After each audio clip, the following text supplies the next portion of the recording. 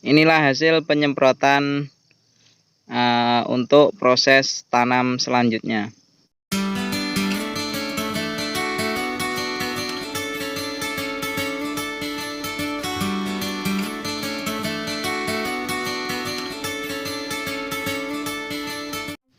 Halo villager, assalamualaikum warahmatullahi wabarakatuh.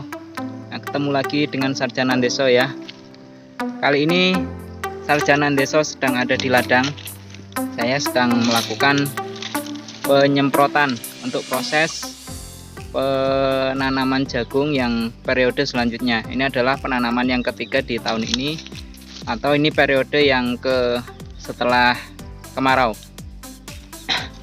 Oke, jadi setelah beberapa waktu yang lalu kita panen, saat ini Sarjana Ndeso sedang melakukan persiapan lahan, yaitu untuk proses pengolahan lahan.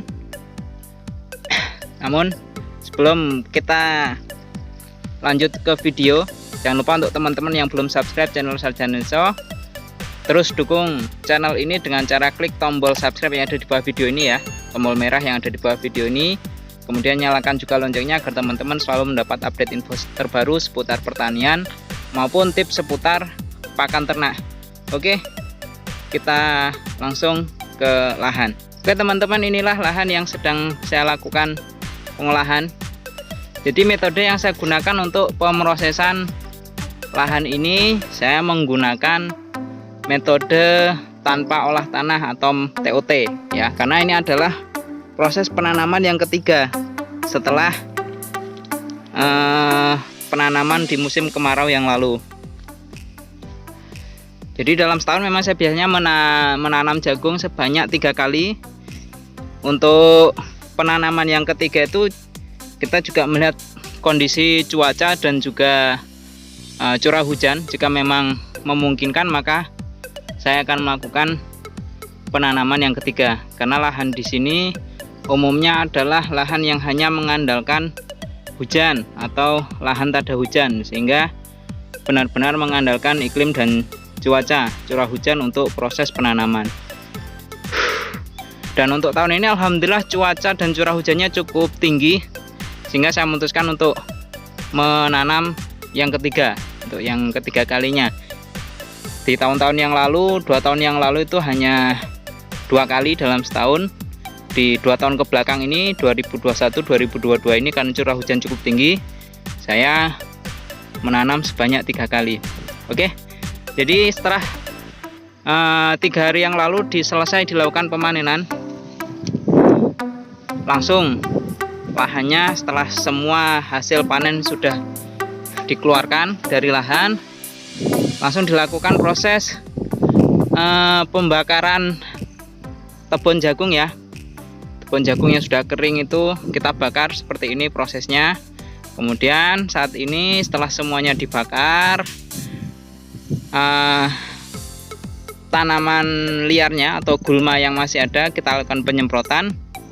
Kemudian nanti setelah penyemprotan selesai, kita tunggu hujan selanjutnya. Karena ini curah hujan cukup tinggi, kemungkinan insya Allah 2-3 hari ke depan akan turun hujan, sehingga setelah nanti turun hujan baru kita lakukan penanaman seperti biasa. Oh iya, untuk proses penyemprotannya mungkin saya tidak bisa memperlihatkan videonya karena ini saya olah sendiri. Kebetulan untuk menghemat biaya saya olah sendiri untuk proses penyemprotannya. Jadi nanti saya akan perlihatkan hasil penyemprotannya saja, hasil penyemprotan seperti apa sebelum dilakukan proses penanaman. Oke, simak terus video ini hingga selesai.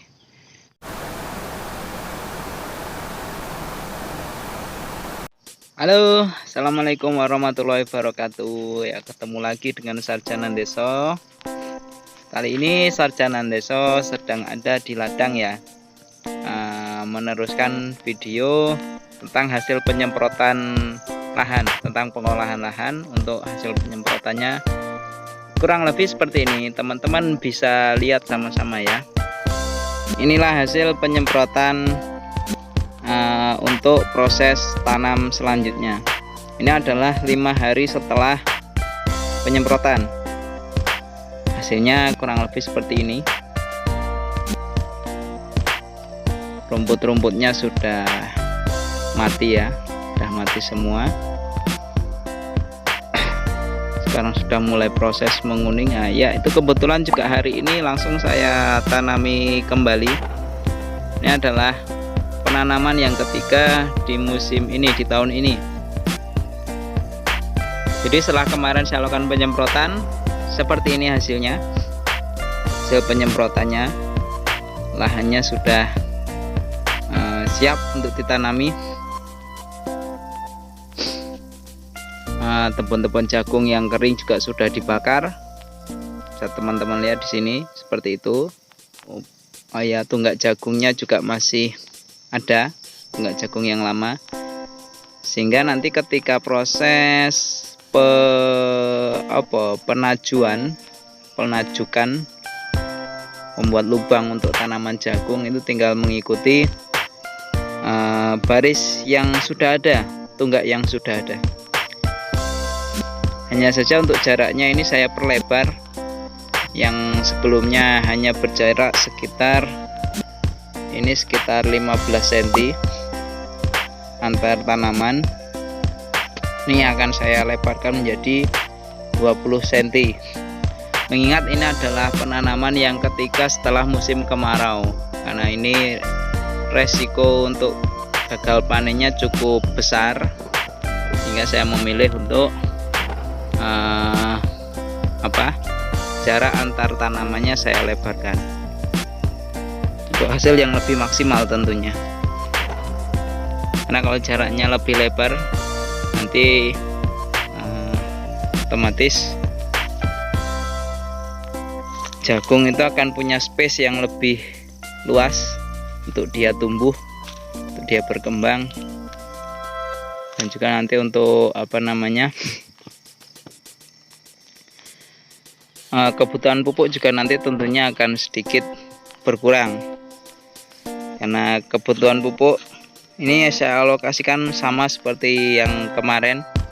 Kemarin saya habis total ureanya 1,5 kintal. Untuk pupuk ponskanya atau pupuk NPK-nya saya habis 1 kintal. Ini nanti akan saya bikin sama, namun karena jarak tanamnya lebih lebar, sehingga nanti per tanaman itu akan mendapatkan pupuk yang lebih banyak dari yang kemarin. Diharapkan dengan cara seperti itu nanti hasilnya minimal bisa sama dengan tanaman yang sebelumnya. Karena biasanya di pengalaman saya di tahun-tahun sebelumnya, untuk penanaman yang ketiga itu biasanya hasilnya mungkin hanya 70% atau 80%. 80% itu sudah termasuk bagus dari hasil yang sebelumnya. Oke, seperti inilah penampakannya lahannya. Jadi dengan metode TOT atau tanpa olah tanah, teman-teman semua bisa tetap menanam jagung dengan maksimal, asal disesuaikan dengan kondisi ladang, juga dengan kondisi tanah milik teman-teman sendiri. Apakah tanah itu berpasir atau memang tanahnya bagus untuk ditanami, atau ya silakanlah di tempat-tempat teman-teman. Tentunya teman-teman bisa menilai sendiri-sendiri seperti apa kondisi tanahnya, kemudian cuacanya juga seperti apa, memungkinkan tidak untuk menanam 3 kali dalam setahun. Itu teman-teman lebih tahu, karena teman-teman yang langsung terjun ke lapangan. Tapi untuk kasus saya di sini, saya menanam 3 kali dalam setahun. Karena memang di tahun ini cuacanya memungkinkan untuk dilakukan penanaman yang ketiga.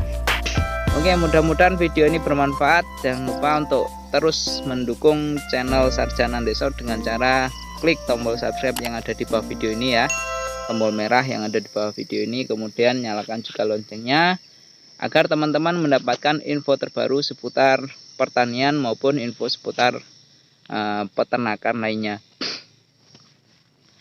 Mudah-mudahan video ini bermanfaat. Cukup sekian. Assalamualaikum warahmatullahi wabarakatuh.